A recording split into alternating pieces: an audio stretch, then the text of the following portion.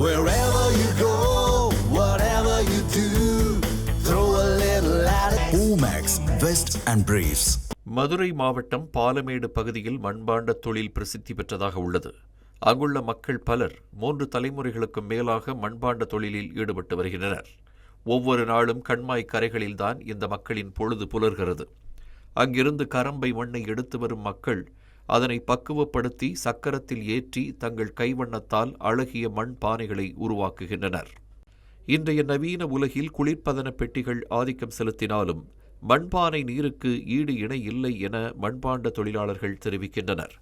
மண்பானை குடிநீர் கோடை காலத்தில் உடலுக்கு குளிர்ச்சியை தருவதோடு செரிமான மண்டலத்தை சீராக்குகிறது. மண்பானையில் சமைக்கப்படும் உணவும் மருத்துவ குணங்கள் நிறைந்ததாக உள்ளது. ஆமாம், காலையில் மண் மிதித்து மண் எடுத்து செஞ்சு வச்சுருவாங்க.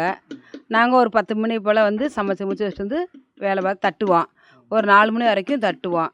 தட்டிட்டு இந்த வெயில் காலத்துக்கு கொஞ்சம் தட்டுவானை நல்லா ஓடிக்கிட்டு இருக்குது. மண்பானை சாமி முடியுங்கும் அக்கனி சட்டி செய்வோம். ஆரன் பானை உருவம் மதளம்பிள்ளை இந்த இது குதிரை ஜாமி எல்லாம் செய்வோம்.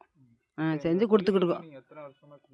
நான் 40 வருஷமாக எனக்கு விவரம் தெரிஞ்சு நான் தட்டிக்கிட்டு இருக்கேன். 40 வருஷமாக நான் இந்த வேலை பார்த்துக்கிட்டு இருக்கோம். நாங்கள் இல்லை சார், எங்களுக்கு கால்பீடு ஆஃபீஸ்லேருந்து ஒரு 5000 கொடுக்குறாங்க, வருஷத்துக்கு கொடுக்குறாங்க.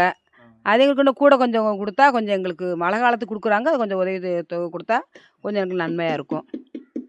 பாலமேடு பகுதி மக்கள் வெறும் பானைகள் மட்டும் தயாரிக்காமல் திருவிழா காலங்களில் பக்தர்களின் நேர்த்திக்கடனுக்காக அக்னி சட்டிகளையும் சுவாமி சிலைகளையும் செய்து வருகின்றனர். அத்துடன் பல்வேறு வகையான விளையாட்டு பொம்மைகளையும் உருவாக்கி விற்பனை செய்து வருகின்றனர். இருப்பினும் இந்த மண்பாண்ட தொழில் ஆண்டுதோறும் வீழ்ச்சியை நோக்கி சென்று கொண்டிருக்கிறது. பெரும்பாலான மக்கள் தற்போது மண்பானைகளை வாங்க ஆர்வம் காட்டுவதில்லை என்றும் திருவிழா காலங்களில்தான் ஓரளவு விற்பனை நடைபெறுவதாகவும் அத்தொழிலில் ஈடுபட்டுள்ள மக்கள் வேதனை தெரிவிக்கின்றனர். அதாவது இப்போ யாருமே மண்பானையை அதிகமாக யூஸ் பண்ண மாட்டேன்றாங்க.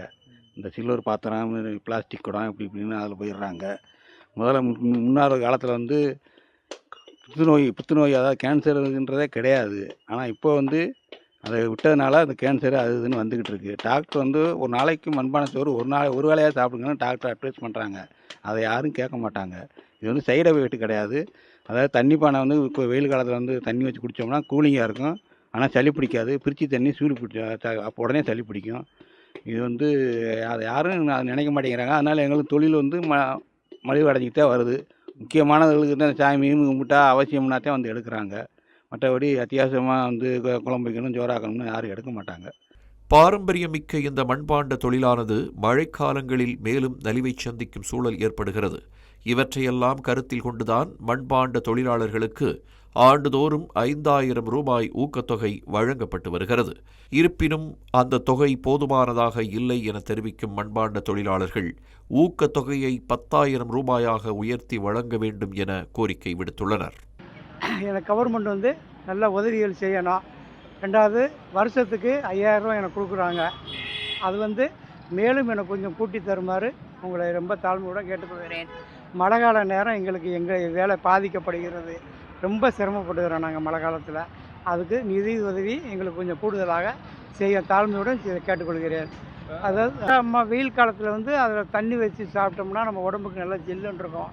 நம்ம பிரிச்சோ மற்ற ஜில்லுங்கிற பொருளே நம்ம யூஸ் பண்ண வேணாம். மின்சார பொருள் இதில் நம்ம தண்ணி வச்சு குடித்தோம்னா நல்ல நம்ம தாகம் தீரும்.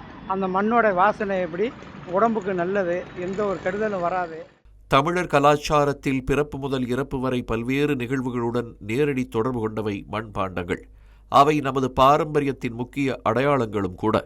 எனவே அது சார்ந்த தொழிலில் ஈடுபட்டுள்ள மக்களின் வாழ்வாதாரத்தை காப்பது அரசின் கடமை. தமிழ் ஜனம் செய்திகளுக்காக வாடிப்பட்டி செய்தியாளர் விஜய் சடைமாயன்.